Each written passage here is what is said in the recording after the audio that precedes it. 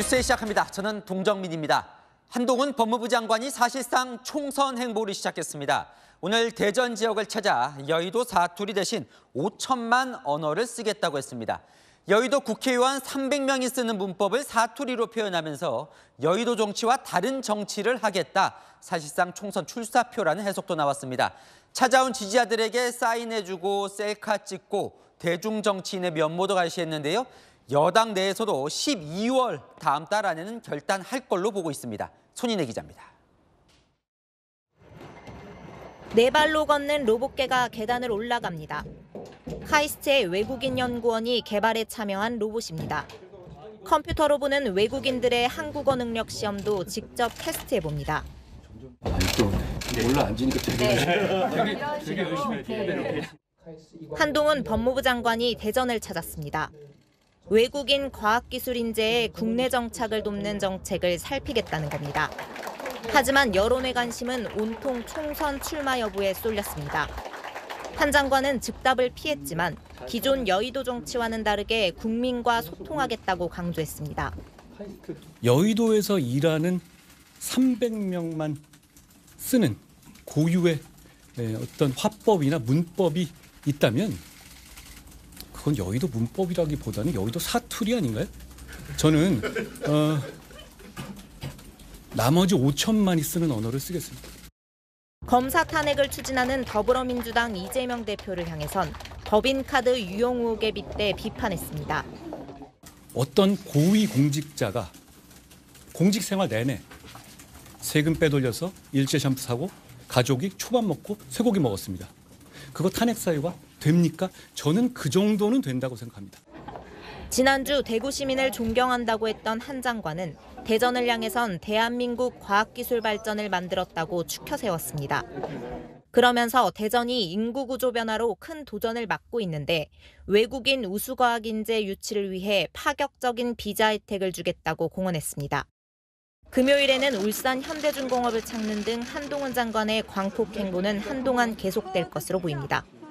채널A 뉴스 손인혜입니다.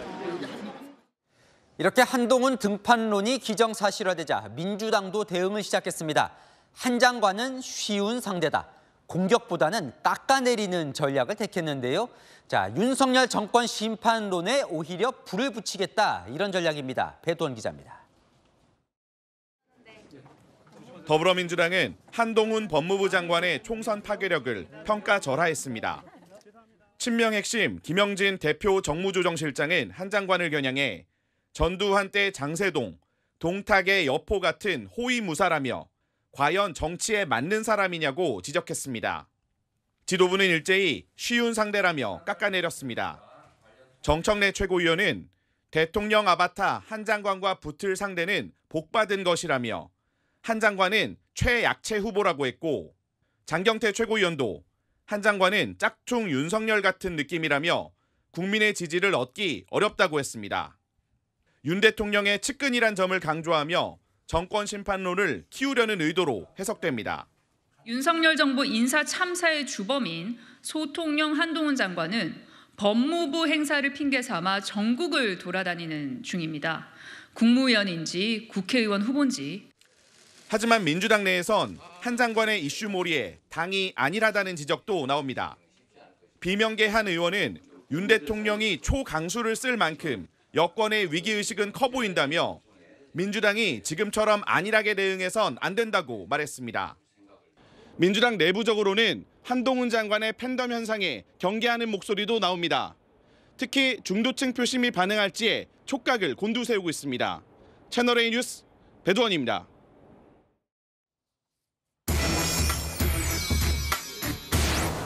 네, 한동훈 장관이 움직이고 있습니다. 아는 기자, 정치부 김민지 기자와 좀 더 분석을 해보겠습니다.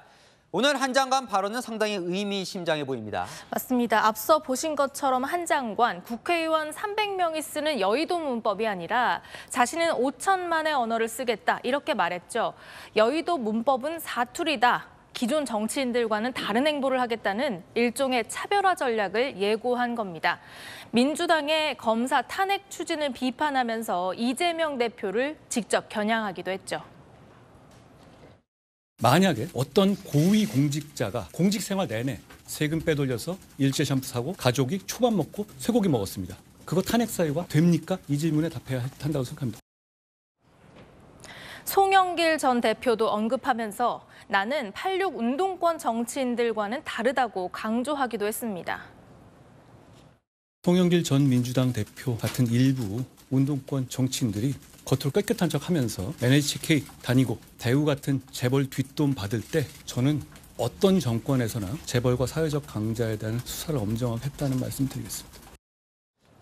이렇게 민주당 세게 비판하는 것도 어떻게 보면 정치적인 행보로 볼 수 있는데요. 오늘 보면 본인을 향한 총선 출마 관심 충분히 알고 있는 것 같습니다. 맞습니다. 이런 지역 방문 일정이 법무 행정의 일환이라고 일단은 선을 긋고는 있지만요.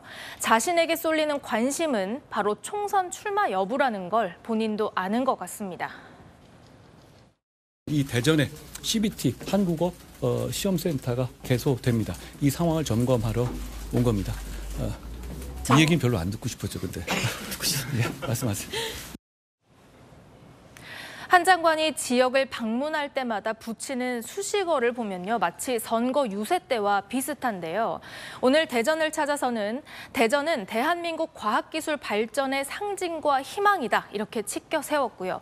나흘 전 대구에 가서는 대구 시민은 자유민주주의를 위해 끝까지 싸워 이긴 분들이라며 존경심을 표했습니다. 자, 그러니까 보면 지역을 방문할 때마다 맞춤형으로 미리 준비를 하는 것 같습니다. 그렇습니다. 지역에 방문할 때마다 지지자들이 몰려들곤 하죠. 이들을 대하는 한 장관의 태도도 대중 정치인 못지 않습니다. 보시는 것처럼 오늘도 많은 사람들과 일일이 함께 사진을 찍었고요. 휴대전화 뒷면에 사인을 받는 사람들도 눈에 띄었습니다. 또 청년 지지층이 한 장관의 관심을 많이 보이고 있는데요. 오늘은 카이스트를 방문해서 청년들과 또 만났습니다. 네, 보니까요, 지도에 또 한 장관이 그려져 있어요. 네, 일명 동훈여지도라는 것까지 등장했는데요. 한 장관의 팬 커뮤니티에서 한 장관이 방문한 곳을 표시해서 계속 업데이트해 올리고 있습니다. 이렇게 보면 꽤 많이 다니긴 했던데, 네. 자, 정치인 한동훈 시기가 임박한 것 같죠? 네, 한 여권 관계자는 저희 채널A에 한 장관이 다음 달 결단을 내릴 것이 유력하다고 전했습니다. 예산 정국이 끝나고 한 장관이 공들이고 있는 이민청 설립을 어느 정도 마무리 지으면 결단을 내릴 것으로 보이는데요. 다만 이 총선에 출마하는 다른 장관들과는 별도로 12월 중순 이후 움직일 가능성이 커 보입니다. 스포트라이트 효과를 극대화해서 12월 27일로 예고된 이준석 전 대표의 신당 창당에 맞서서 한동훈 카드를 활용할 것이라는 관측도 나오고 있습니다. 네, 잘 들었습니다. 아는 기자 김민지 기자가 살펴봤습니다. 자, 오늘 한동훈 장관이 간 대전 카이스트에 국민의힘 혁신위원회도 찾았습니다. 국민의힘 입당설이 나오는 민주당 이상민 의원 강연을 들었는데요. 인요한 혁신위원장 오면 환영이라고 러브콜을 보냈고 이 의원도 국민의힘에서 희망을 보았다 화답했습니다. 이 의원 다음 달 초까지는 거취를 결정하겠다고 했습니다. 우현기 기자입니다. 인요한 국민의힘 혁신위원장이 비명계 이상민 민주당 의원을 만났습니다. 이 의원의 지역구인 대전으로 내려간 인 위원장은 노골적인 입당 러브콜을 보냈습니다. 다양성에 있어서 굉장히 우리한테 큰 보탬이 되라고 생각하는데 본인의 결정은 존중합니다. 절대 제가 무조건 이래라 저래라 할 그럴 위치에 있지 않습니다. 물론 오시면 환영하지요. 오늘 자리는 국민의힘 혁신위원회가 한국 정치의 문제점과 혁신 방안 토론회에 이 의원을 강연자로 초대하는 형태로 이루어졌습니다. 이상민 의원님께 이 허심탄회한 이렇게 우리한테 접근해 온 거에 대해서 너무나 감사하게 생각하고 오늘 좀 배우고자 해서 왔습니다. 내부적으로는 외연 확대를 위한 빅텐트 구상에 시동을 걸었다는 분석이 나옵니다. 인 위원장이 민주당 현역 의원을 공개적으로 만난 건 처음입니다. 이 의원은 12월 초까지 거취를 결정하겠다며 즉답을 피했지만 국민의힘에서 희망을 봤다며 입당 가능성을 열어뒀습니다. 저의 공간도 없고 너무나 숨막힐 상황이었습니다. 혁신위원회에서 저 같은 사람을 불러서 저로부터 제가 갖고 있는 얕은 경험이나마 듣고자 하는 점에 저는 희망을 들어봤습니다. 인요한 혁신위는 양양자 한국의 희망 대표 강연도 추진 중인 것으로 알려졌습니다. 채널A 뉴스 우현기입니다.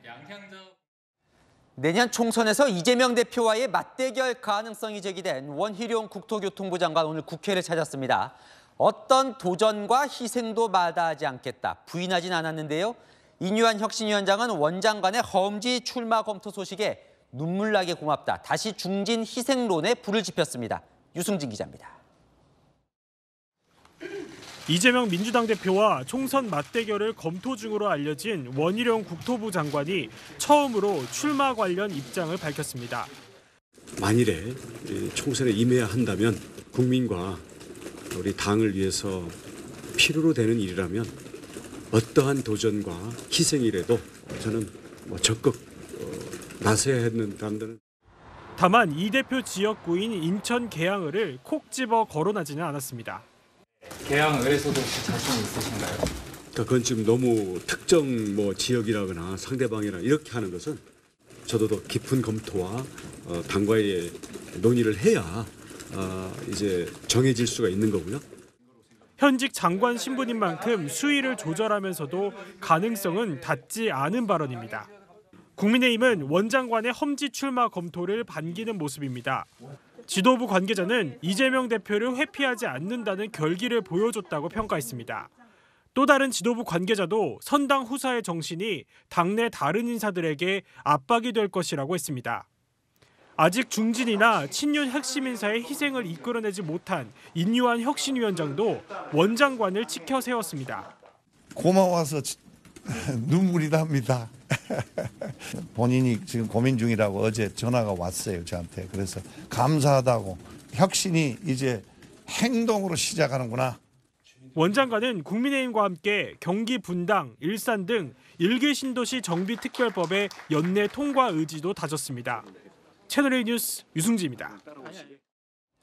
이재명 대표 수사팀장을 맡았다가 개인 비리 의혹으로 배제된 이정섭 차장검사 속보로 이어갑니다. 이 차장검사 대기업으로부터 리조트 접대를 받았다는 의혹을 받고 있죠. 이 차장검사의 처남댁이 오늘 상세하게 당시 상황을 전했습니다. 성혜란 기자입니다. 이재명 대표 수사를 지휘하던 이정섭 수원지검 차장검사의 비위 의혹을 제기한 김의겸 의원. 이분은 수사를 할 사람이 아니라 수사를 받아야 될 분 같습니다. 저에게 제보가 들어왔는데 이 의혹의 제보자는 이 차장검사의 처남댁 강모 씨였습니다. 강 씨는 오늘 한 유튜브 방송에 출연해 리조트 접대 의혹에 대해 상세하게 폭로했습니다. 지난 2020년 12월 이 차장검사의 제안으로 강원도 강촌의 한 리조트에 갔는데 이 차장검사의 부인이 한 대기업 임원의 이름을 대며 체크인했고 비용은 지불하지 않았다는 겁니다. 당시 이 차장검사 부인이 대기업 임원을 아저씨라고 부를 정도로 친숙했다고도 했습니다.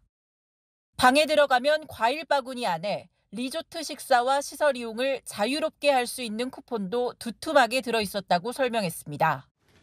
당시 코로나19로 5인 이상 모임 금지였는데 이 차장과 가족 친지 식사 자리에서 해당 대기업 임원과 함께 와인 마시는 사진이 공개되기도 했습니다. 이에 대해 이 차장 검사는 리조트에 방문한 대기업 임원 A씨와 우연히 마주쳐 합석한 것뿐이라고 선을 그었습니다. 또 리조트 사용도 관련 수사 등 직무와 무관하다며 접대 의혹 역시 부인했습니다. 하지만 오늘 한동훈 법무부 장관은 법 앞에 예외는 없다며 엄정 수사를 강조했습니다. 검찰은 어제 해당 리조트를 압수수색한 가운데 이 차장 검사 비위 여부를 확인할 방침입니다. 채널A 뉴스 성혜란입니다. 영국 런던에서는 윤석열 대통령 국빈 환영식이 잠시 후 열립니다. 이 버킹엄궁 앞에서 현지 분위기를 송찬욱 기자가 전해드립니다. 여기는 영국 런던의 중심 버킹엄궁 앞입니다. 윤석열 대통령의 국빈 방문을 환영하기 위해 궁으로 향하는 이 길에는 태극기와 영국 국기가 나란히 걸려 있습니다. 잠시 뒤 윌리엄 왕세자 부부의 영접을 받고 숙소를 떠나는 윤 대통령은 이 앞에 있는 홀스가지에서 열리는 공식 환영식에 참석합니다. 41발의 예포가 발사되고 영국 왕실 의장대장은 한국어로 사열 준비를 보고합니다. 그 이후에 제가 있는 이 도로를 따라서 윤 대통령과 찰스 3세 국왕이 마차를 함께 타서 버킹엄궁으로 이동해 환영 오찬을 함께할 예정입니다. 찰스 3세 국왕께서 즉위하신 후 첫 번째 국빈으로 초청을 받아 영국을 다시 이렇게 찾게 됐습니다. 올해는 한영 외교관계 수립 140주년입니다. 이번 국빈 방문 기간 한국과 영국 정상은 다우닝가 합의를 채택할 예정입니다. 안보, 국방뿐 아니라 공급망 확보, 에너지 연대 등 경제 분야까지 협력의 지평을 포괄적으로 넓힌 방안입니다. 이번 순방 기간 양국은 원전 관련 8건의 양해각서를 체결하게 됩니다. 영국의 신규 원전 사업 추진도 이뤄질 전망입니다. 런던에서 채널A 뉴스 송찬욱입니다.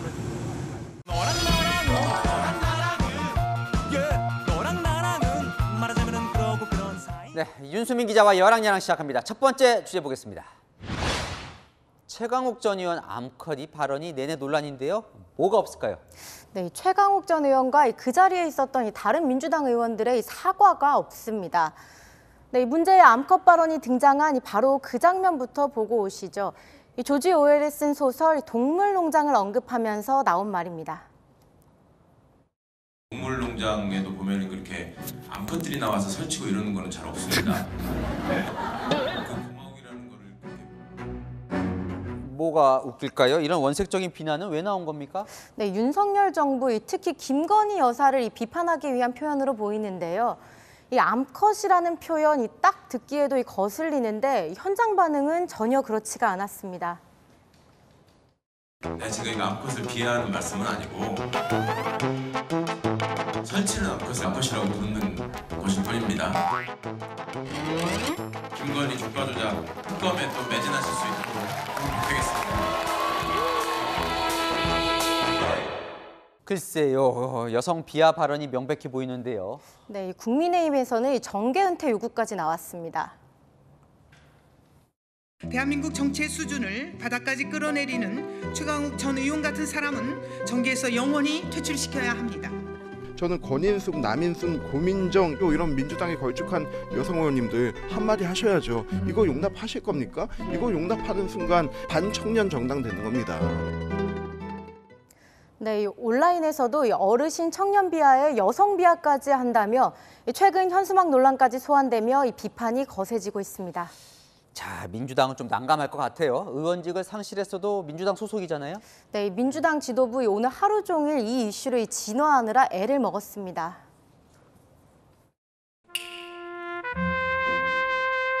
여러 가지 논란이 되는 발언들은 자제해 주셨으면 하는 그런 바람입니다. 상처를 입으시고 불편함을 느끼셨을 국민 여러분들께 다시 한번 사과의 말씀을 드립니다.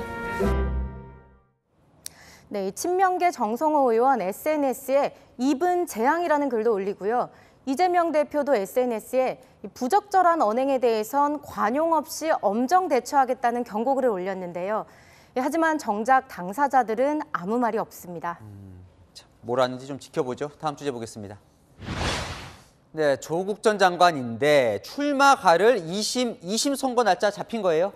네, 이 재판부가 어제 이 조 전 장관의 2심 선고 날짜를 2월 8일로 잠정 제시했습니다. 총선 2달 전이죠. 이 조 전 장관 아들의 대학 시험을 대신 치른 혐의 등으로 이 1심에서 징역 2년의 실형을 선고받았죠. 그동안 내년 총선 이후로 이 2심을 미루기 위해 미국에 있는 아들 교수를 증인 요청했다는 의혹도 제기됐었거든요. 증인 채택 두고 재판 지원 전략 날치 추우시게 수고 많으십니다. 성실히 재판 받겠습니다. 그렇게 따지면 좀 빨라졌다 이런 얘기인데 어쨌건 2월에 2심이 결과가 나와요. 이게 그럼 총선에 어떤 영향을 미치는 겁니까? 네, 1심 때 받은 이 징역 2년 선고가 유지되면 2심에서는 이 법정 구속이 될 수도 있습니다. 이 대법원 판결이 남아있다 보니 이 옥중 출마도 가능은 하지만 아무래도 출마가 쉽진 않겠죠. 반면 이 1심을 뒤집고 무죄 판결을 받으면 이 조 전 장관 출마에 날개를 달게 됩니다. 요즘 얘기가 나오는 이 조국 신당 창당 여부에도 영향을 미치겠군요. 네, 그래서 이 민주당 주변에서도 이 2심 재판 결과에 관심이 많습니다. 오늘도 송영길 전 대표는 이 조 전 장관과 신당 연대를 언급했습니다. 윤석열 검찰 독재 정권에 대한 공동의 피해자고 그에 대한 문제의식은 공통점이 있다고 생각합니다. 이게 지금 저하고 조국 전 장관은 당원이 아니잖아요, 현재. 네, 제가 민주당 관계자와 통화를 해봤는데 이 2심 선고가 총선 전에 나오면 어떤 식으로든 민주당에겐 도움이 되지 않는다고 하더라고요. 이 조 전 장관이 2심에서 이 무죄를 받아 신당을 창당하면 이 민주당 입장에서는 표가 나눠지니까 곤란하고요. 또 반대로 실형이 나오면 이 조국 사태의 책임론에 휩싸이게 된다고요.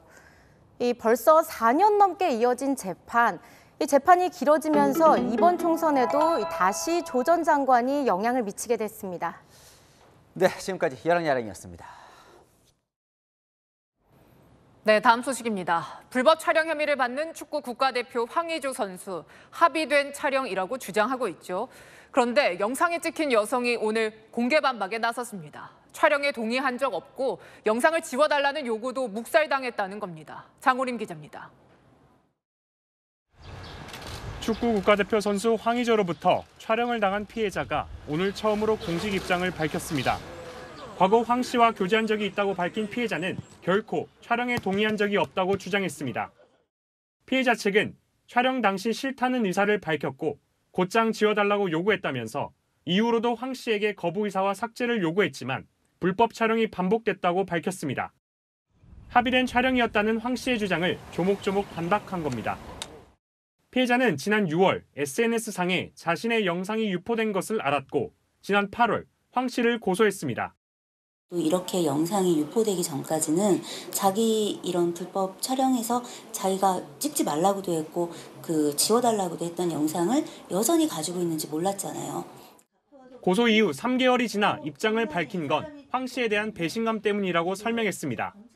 합의가 된 영상이다, 혹은 암묵적 합의가 있었다, 이런 식의 이야기를 하는 것은 피해자를 2번, 3번 죽이는 일입니다. 지난 18일 황 씨를 피의자 신분으로 조사한 경찰은 영장을 발부받아 같은 날 황 씨의 휴대전화도 압수한 것으로 확인됐습니다. 경찰은 휴대전화 포렌식을 통해 불법 촬영물이 더 있는지 등을 살펴보고 있습니다. 채널A 뉴스 장호림입니다. 네, 한 대학병원의 교수가 전공의를 상습 폭행했다는 폭로가 나왔습니다. 해당 전공의는 쇠파이프로 구타당하고 안경이 날아갈 정도로 뺨을 맞았다고 주장했는데요. 대학병원은 뒤늦게 교수와 전공의를 분리조치하고 징계 절차에 들어갔습니다. 공국진 기자입니다. 조선대병원 병동 복도. 의사 가운을 입은 남성이 옆에 서 있는 의사의 배를 때립니다. 맞은 의사는 몸을 움츠리며 별 저항을 하지 못합니다. 잠시 걷는가 싶더니 뺨도 때립니다. 환자와 보호자들이 지나가는데도 아랑곳하지 않습니다. 폭행한 의사는 이 대학병원의 A 교수, 맞은 의사는 4년차 전공의 B 씨입니다.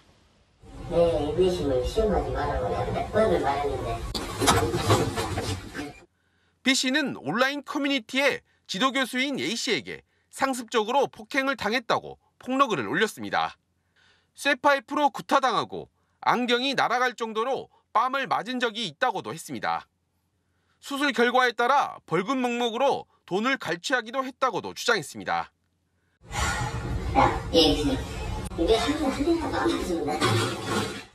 의사가 되기 위해 참았지만 나 하나 참고 넘기면 된다는 생각이 잘못됐다는 걸 깨달았고 이런 악습이 끊어지게끔 해당 교수를 해임해야 한다고 촉구했습니다. 병원 측은 가해자와 피해자를 분리조치하고 진상조사에 나섰습니다. 조사 결과 B씨 주장이 대체로 사실인 걸로 확인하고 징계위원회를 열어 A 교수에 대한 징계를 결정할 방침입니다. 생명을 좀 다루는 바라 조금 이렇게 좀 엄하게 하기도 하고 사과하기로 했으니까요. 교수가 선생님한테 사과했어요? 사과를요? 그쵸, 말로는 할 수 있겠죠. 이런 가운데 의사 등 의료인이 범법 행위로 금고 이상의 형을 선고받으면 면허를 취소하는 이른바 의사면허 박탈법이 어제부터 시행됐습니다. 채널A 뉴스 공진입니다. 가정집에 치과 의자를 놓고 우리나라에서는 사용할 수 없는 중국 의사 면허로 환자를 받은 무면허 의사가 붙잡혔습니다. 싼 가격으로 노인들을 유인해서 임플란트와 보철 치료를 한 건데요. 6억 원을 받아 챙겼습니다. 홍진우 기자입니다. 현관문을 지나 들어선 집안. 그런데 안방 한가운데 치과 의자가 놓여져 있습니다. 부엌에는 주방 기구 대신 의료기기가 쌓여 있고 그 옆 작은 방에는 엑스레이까지 갖춰져 있습니다. 일반 가정집에 치과가 차려져 있는 모양새입니다. 이곳에서 불법 의료 행위가 벌어진다는 신고에 압수수색에 나선 겁니다. 오늘 압수수색하고 한 목록들하고 이게 과정 적어진 거를 우리가 드리는 거예요. 그럼 가지고 계세요. 집주인은 60대 남성 A씨.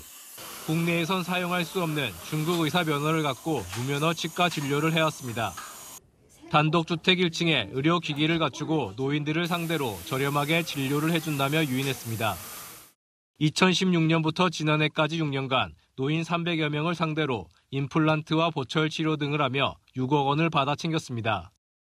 A씨를 보조한 간호사 B씨 역시 무면허였고 기공소 대표 C씨는 A씨가 무면허인 걸 알면서도 치과 기공물을 공급해줬다가 형사 입건됐습니다.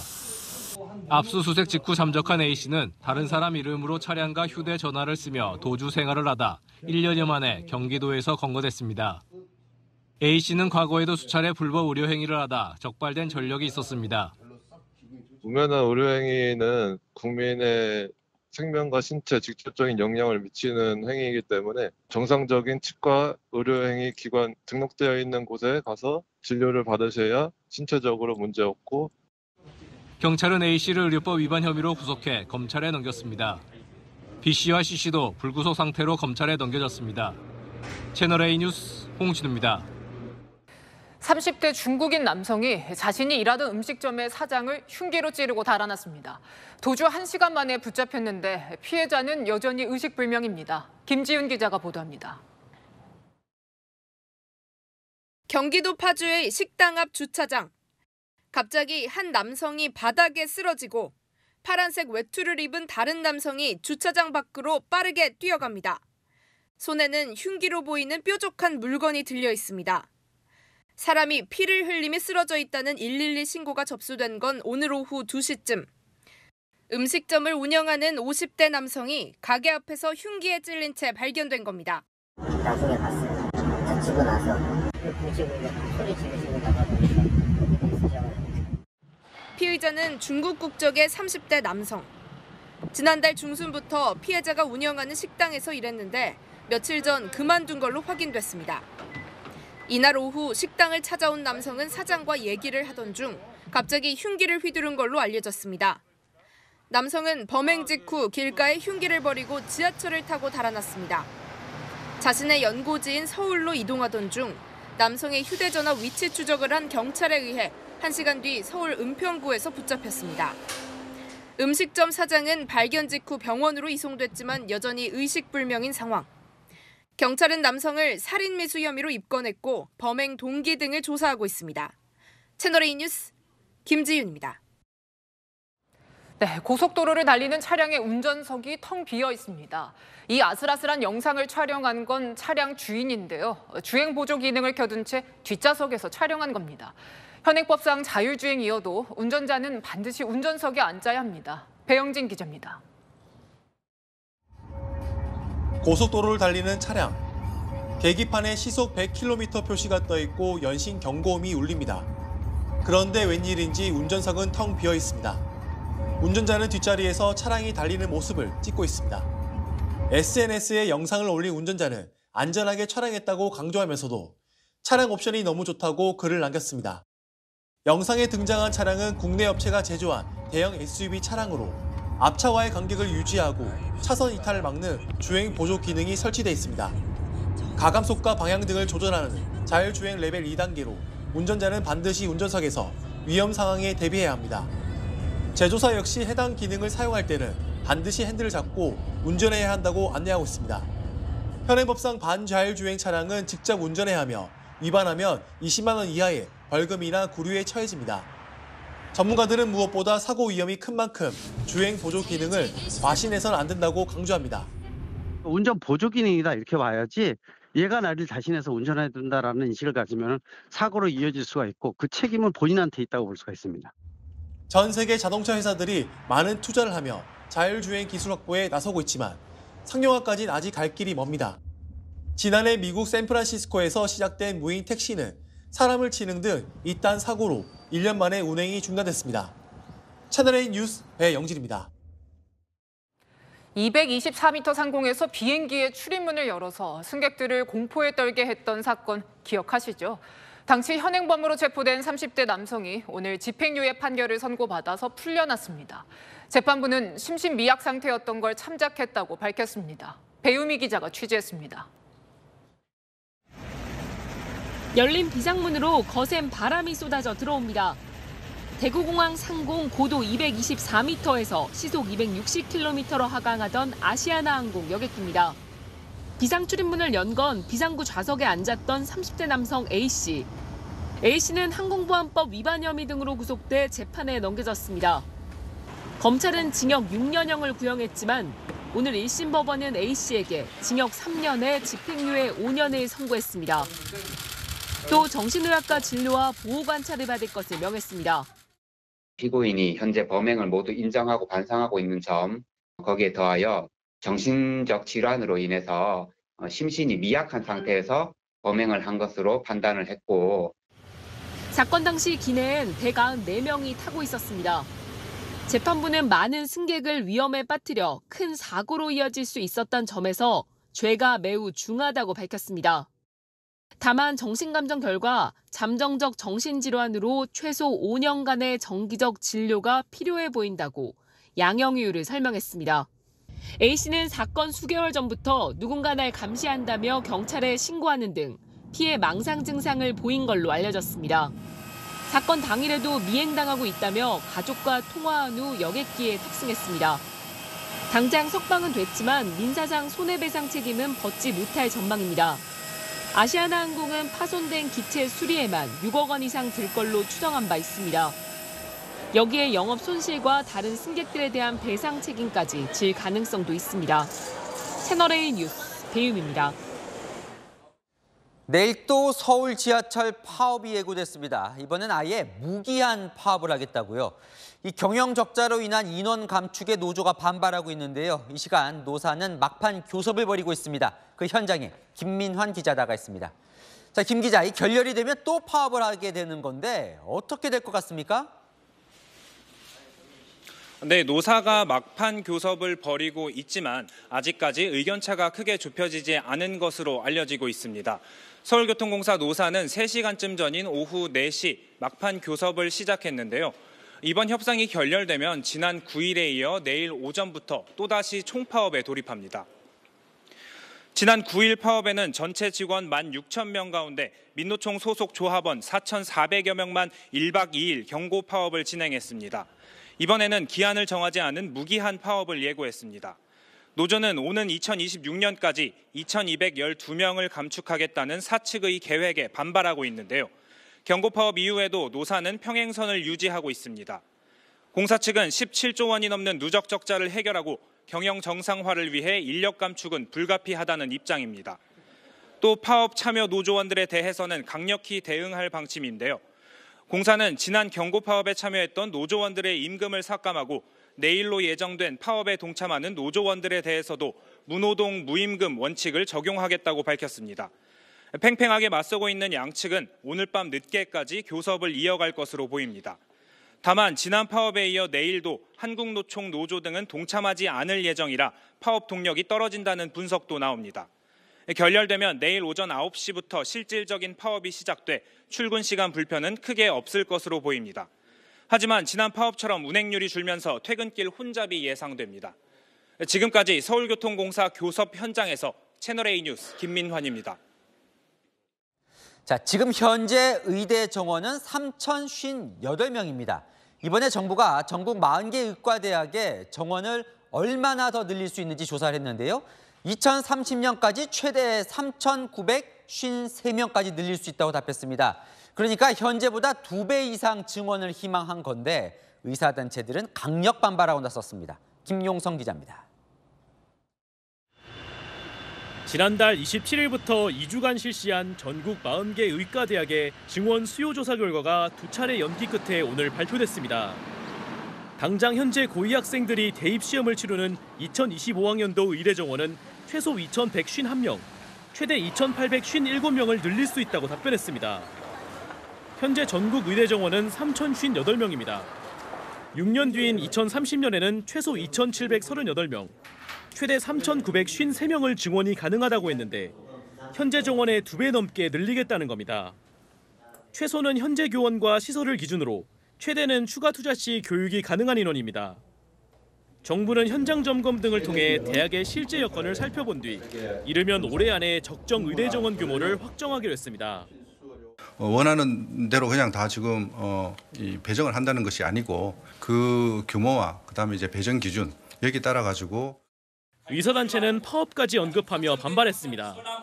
수요조사를 근거로 일방적으로 정책을 진행한다면 저희는 이제 파업을 포함한 강력한 투쟁을 전 회원 투표를 통해서 결정할 것입니다. 내년 대입부터 의대 정원을 늘리려면 복지부가 교육부에 인원을 통보한 뒤 교육부는 내년 4월 말까지 확정해야 합니다. 채널A 뉴스 김용성입니다. 부산과 광주도 빈대에 뚫렸습니다. 지난 일주일 사이 전국에서 68건 빈대 발생이 확인됐는데요. 고시원, 가정집, 장소도 다양합니다. 김단비 기자입니다. 부산에서 처음으로 빈대가 확인됐습니다.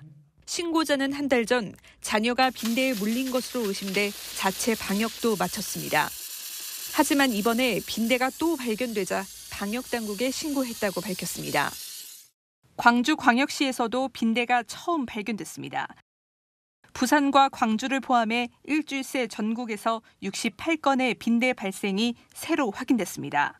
서울은 지난 한 주 동안 28건이 추가로 발견됐고 그 다음으로 많은 경기에서 13건의 빈대가 확인됐습니다.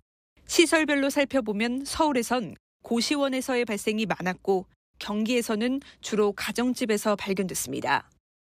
다음 달 8일까지 빈대 집중 점검에 들어간 정부는 외국인 시설, 학교 기숙사 등 3만 7천 개 시설에 대한 방제를 실시한 결과 12건의 빈대 발생 사례를 확인했다고 밝혔습니다. 서울 다음으로 빈대가 많이 발견된 경기도는 도 예산으로 예비비 10억 원을 편성해 49개 보건소에 교부했습니다. 보건소별로 이 예산을 활용해 고시원, 외국인 근로자 임시 거주시설 등 빈대 발생 취약 지역을 집중 점검할 계획입니다.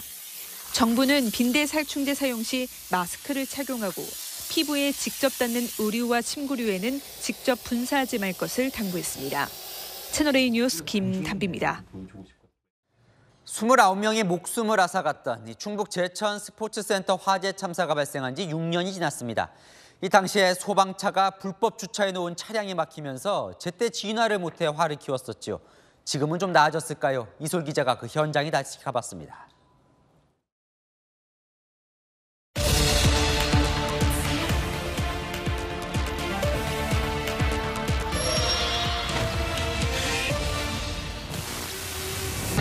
시뻘건 불길이 치솟는 건물 앞.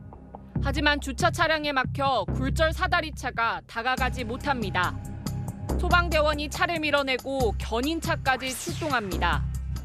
지난 2017년 12월 29명이 숨진 충북 제천 스포츠센터 화재 CCTV 영상입니다. 당시 불법 주차로 소방차 진입이 막혀 진화 작업이 14분이나 지연됐습니다. 현장을 다시 찾아가 봤습니다. 건물은 새로 지어졌고 60m 거리에 주차타워도 생겼지만 불법 주차는 여전합니다. 사실 저 주차타워가 있는데 여기 저희 근무소 식당에 이제 저기다 주차를 하세요. 근데 요금이 발생하다 보니까 사람들이 내기가 싫으신가 봐요. 어디서부터 잘못되는 거지? 그러니까 여기 시민들은 여기다 당연히 두면 되고. 화재 출동 모의 훈련. 소방 펌프차가 불법 주차된 차량 사이를 아슬아슬 지나갑니다. 지금 차량 사이 틈은 괜찮나요? 양쪽이요? 한 번 정도 되는 것 같아요. 반장님, 그 반장님 내려서 한번 그냥 봐주실 수 있어요? 결국 소방관이 차에서 내려 양옆을 살핍니다. 왼쪽 오케이. 참사 현장 앞 골목길입니다. 보시는 것처럼 좁은 이면도로 양쪽에 차량들이 불법 주차돼 있는데요. 실제로 소방차와 주차된 차량 사이 틈이 불과 30cm밖에 안 됩니다. 겨우 골목을 빠져나와도 우회전할 수가 없습니다. 아무래도 많이 현장을 지킬 때는 빨리 가야 되는데 이런 길 만나면 되게 지체가 많이 돼가지고. 시간에 쫓기는 소방관들은 결국 호스를 들고 뛸 수밖에 없습니다.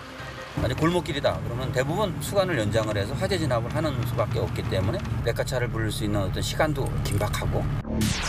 수도권 사정은 더 심각합니다.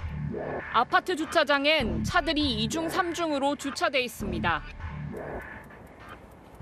화재가 났을 때 소방차들이 신속하게 출동할 수 있도록 바닥에 노란 선으로 소방차 전용 구역을 표시해놨는데요. 이중 주차된 차량들이 모두 차지해버렸습니다. 잘못됐죠. 근데 사는 사람 입장에서는 그런 거를 지키다 보면 세울 데가 없다 보니까 신경을 잘 안 쓰고 살죠, 다들. 제천 스포츠센터 화재 이후 화재 진압을 위한 소방차는 불법 주차차들을 그대로 밀고 지나갈 수 있는 강제 처분이 가능해졌습니다. 하지만 2018년부터 지금까지 실제로 적용된 건 단 4건에 불과합니다. 직접적인 화재 상황이라던가 이런 거를 모르는 상태에서는 대원분들이 부담스러워 하시더라고요. 이의 제기했다 그러면 네가 또 자료를 제출해서 상대방을 설득시켜야 되고 법적으로 또 자료를 제출해줘야 되고 복잡한 거니까 잘 이렇게 안 하려죠. 실제로 강제 처분 4건 중 1건은 오인 신고로 드러나 차주가 민원을 제기하기도 했습니다. 화재 진압과 인명구조 골든타임이 불법 주차와 소극 행정에 막혀 허비되고 있습니다. 다시 간다, 이소리입니다. LG 트윈스가 29년 만에 한국 시리즈 우승을 차지하면서 오늘 딱 하루 LG전자가 온라인 판매 우승턱을 냈습니다. 그런데 접속 장애가 일어나고 제품이 2시간 만에 동나 소비자들은 아쉬움을 감추지 못했습니다. 김승희 기자입니다. 29년 만에 한국 시리즈 우승 트로피를 거머쥔 LG가 팬들에게 보답하는 할인 행사를 열었습니다. 전자제품 할인 기간은 오늘 단 하루. 최신형 TV부터 세탁기, 스타일러 등 15개 제품을 29% 저렴하게 내놨습니다.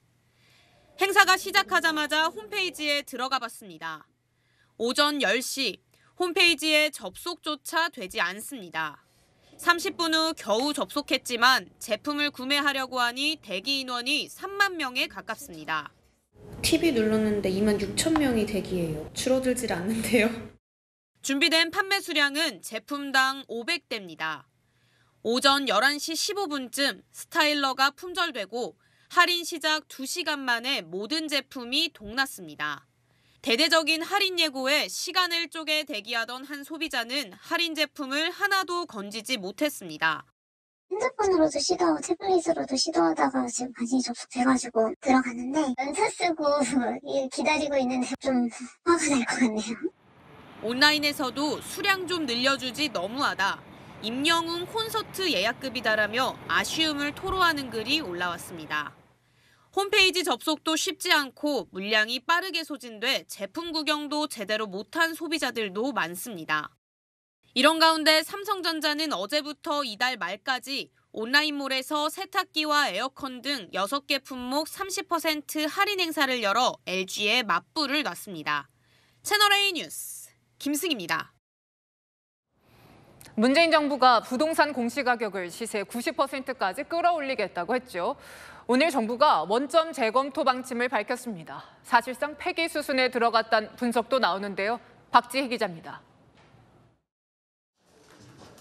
과거 문재인 정부는 보유세 등 각종 부동산 세금을 정할 때 기준이 되는 공시가격을 시세의 90%까지 끌어올리겠다고 밝혔습니다.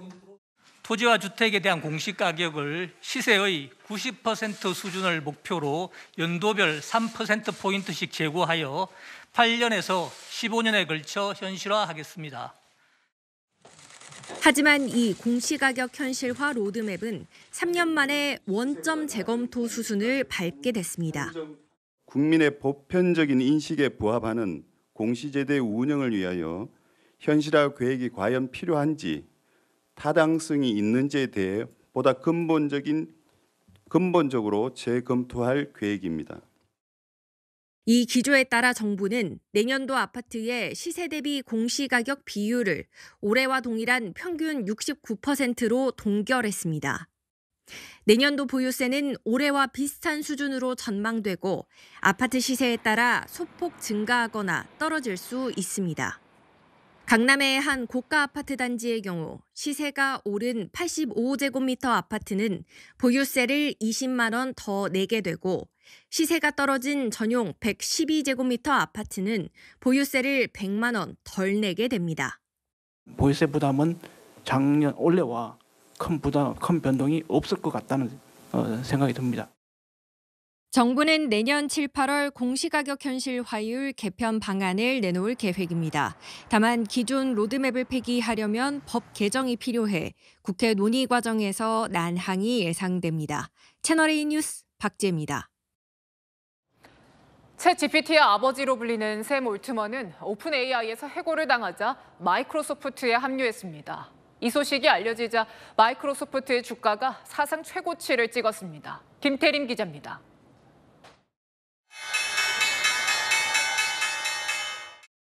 현지 시각 어제 미국 뉴욕 증권거래소에서 마이크로소프트, MS의 주가가 사상 최대치를 기록했습니다. 약 377달러, 우리 돈 약 48만 원으로 마감해 닷새 전 최고치인 376달러를 갱신한 겁니다. 주요 외신들은 주가 상승의 원인이 생성형 인공지능, 챗GPT 창시자인 오픈AI의 최고 경영자 샘 올트먼 덕분이라고 평가했습니다. 나흘 전 오픈AI 이사회로부터 해임된 올트먼이 MS에 합류했기 때문입니다. I think this will be the most transformative and beneficial technology humanity has yet invented. 올트먼은 2015년 테슬라 CEO인 일론 머스크 등과 함께 오픈AI를 설립해 챗GPT 열풍을 일으켰습니다. 그러나 현지 시각 17일 열린 오픈AI 이사회에서 돌연 해임됐습니다. 해임의 이유에 대해 이사회 측은 올트먼이 솔직하지 않아 이사회와의 소통이 방해가 된다고 밝혔지만 구체적 이유는 알려지지 않고 있습니다. 그러나 정작 해임된 뒤 MS 측이 그를 영입해 MS가 인공지능 개발에서 더 강력한 위치에 서게 됐다는 평가가 나오는 등 전세가 역전된 모습이 나타나자 700여 명이 넘는 오픈 AI 직원들이 이사회의 사임과 올트먼의 복직을 요구하기 시작했습니다. Microsoft has become the player, so it's insane. 일각에서는 이번 사태가 1985년 애플에서 쫓겨난 스티브 잡스를 연상케 한다는 평가도 나옵니다. 채널A 뉴스 김태림입니다. 하마스 지도자가 이스라엘과 휴전 합의에 거의 도달했다고 직접 밝혔습니다. 하지만 이스라엘군은 어린이 인질 40명의 사진을 공개하며 전투를 멈추지 않겠다고 했습니다. 이다희 기자입니다. 하마스 지도자 이스마일 하니에가 교전 중지 협상을 위한 인질 석방 합의에 거의 도달했다며 카타르 등 중재국에 입장을 전달했다고 밝혔습니다. 이번 협상과 관련해 하마스 측이 타결이 임박했다고 공식 확인한 것은 처음입니다. 하마스는 또 여성과 어린이 인질 석방 수가 우리 측 인질 석방 규모와 일치할 것이며 우리가 받아들일 수 있고 만족스러운 협상안이라고 자신했습니다. 어제까지만 해도 즉답을 피했던 바이든 미국 대통령의 새로운 발언도 기대감을 높였습니다.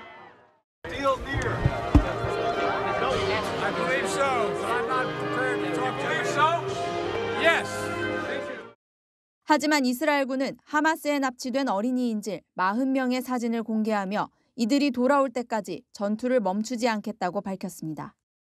이슬람 사원인 모스크 안에 숨겨진 하마스의 무기 제조 공장도 공개했습니다. נמצאה פה מעבדה של רקטות ויכולת של החמאס, שמראה איך החמאס משתמש במסגדים לרצח נשים וילדים.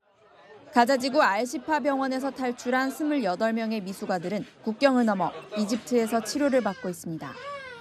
이 과정에서 3명의 다른 자녀를 가자 지구에 남겨둔 채 이집트로 넘어온 어머니도 있습니다. كان اللي هو الحصار للمستشفى ما في كان حالب بيعطوهم الطفلة انتكست حالتها رجعت تاني من لمرحلة الصفر إنه هي عايشة على الأكسجين وهي كانت أخطر حالة من بين الأطفال. 이스라엘군의 공습이 이어지는 가자지구 남부에는 야전 병원 구축을 위해 대규모 의료진이 처음 투입됐습니다. 채널A 뉴스 이다혜입니다. 북한이 이르면 내일 새벽 군사정찰 위성을 발사할 것으로 보입니다. 김정은 국무위원장이 러시아를 찾아서 우주기지를 둘러본 지 2달여 만이죠. 조금 전 대통령실 입장이 나왔는데 중대 사유가 발생하면 9.19 합의를 정지할 수 있다고 밝혔습니다. 김재혁 기자입니다. 북한이 일본 해상보안청에 통보한 군사정찰 위성 발사 날짜는 내일 0시부터 다음 달 1일입니다. 지난 1차와 2차 정찰 위성 모두 예고한 기간 첫날 새벽에 쏜 만큼 기상 문제만 없으면 내일 발사가 유력하다고 전문가들은 관측합니다. 앞선 2차례 위성 발사에 실패한 이유로 북한은 각각 발사체 2단 엔진 시동 오작동과 3단 비행 중 비상폭발 체계 오류를 꼽았습니다. 이에 우리 군은 북한이 러시아로부터 발사체 엔진 개통과 관련해 지원을 받았을 것으로 추정합니다. 러시아가 지원한다 그러면 설계하는 거 자문해주고 부품이나 구성품들을 걔네들이 이제 공급을 해주는 거죠. 지난 9월 북러 정상회담 이후 러시아 기술진이 북한으로 들어간 정황이 있다는 분석입니다. 또 군사용 정찰의 핵심 기술인 위성 카메라의 해상도에 대해서도 군 관계자는 러시아 기술을 들여와 일부 진전이 있을 것으로 예상한다고 밝혔습니다. 방러 당시 보스토치니 우주기지를 찾은 김정은 북한 국무위원장은 직접 질문을 쏟아내며 각별한 관심을 보였습니다. 이 우주발사에서 발사할 수 있는 제일 큰 대형물도 발사 추진력이 있는데 산단이 따로 있습니다. 대통령실은 안보에 중대한 사안이 발생할 시 9.19 남북 합의를 정지할 수 있다며 도발폭에 따라 필요한 조치와 내용이 결정될 것이라고 밝혔습니다. 북한의 핵과 미사일 위협에 대응해 오늘 부산작전기지에는 미국 해군 제1항모강습단의 항공모함 칼비스남이 입항했습니다. 채널A 뉴스 김재혁입니다. 내일도 일교차 큰 가을 날씨가 이어집니다. 아침에는 한 자릿수로 다소 쌀쌀하겠는데요. 한낮에는 15도 안팎으로 오르면서 포근한 가을이 되겠습니다. 동해안에는 수일째 건조특보가 내려져 있습니다. 밤사이 안개가 짙어져 내일 출근길 시야 확보에 신경 쓰시기 바랍니다. 자세한 아침 기온 보시면 오늘보다 2에서 3도 정도 높아집니다. 서울과 광주 5도, 대구 3도에서 시작하는데요. 한낮에는 서울 14도, 부산과 제주는 20도까지 올라 포근하겠습니다. 내일 포근함 끝에 밤부터는 중북부에 비가 시작됩니다. 이 비는 목요일에 모두 그치겠습니다. 이번 비는 추위를 몰고 오면서 금요일 아침 기온이 서울 영하 4도까지 떨어지겠고요. 영하의 추위는 주말까지 이어지겠습니다. 지금까지 서울 광화문에서 채널A 뉴스 문단영입니다. 암수 구별이 있는 동물에서 새끼를 베는 쪽, 사전에 나온 암컷의 정의입니다. 그야말로 여성을 동물로 비하하는 발언이죠. 더 경악했던 건 이런 표현을 듣고도 재밌다면서 함께 웃은 현장 민주당 의원들의 태도였습니다. 상대를 끌어내릴 수만 있다면 어떤 상식도 금도도 개념치 않는다는 증오의 정치의 단면이죠. 마침표 찍겠습니다. 저급한 삼류 정치. 뉴스에 마칩니다. 감사합니다.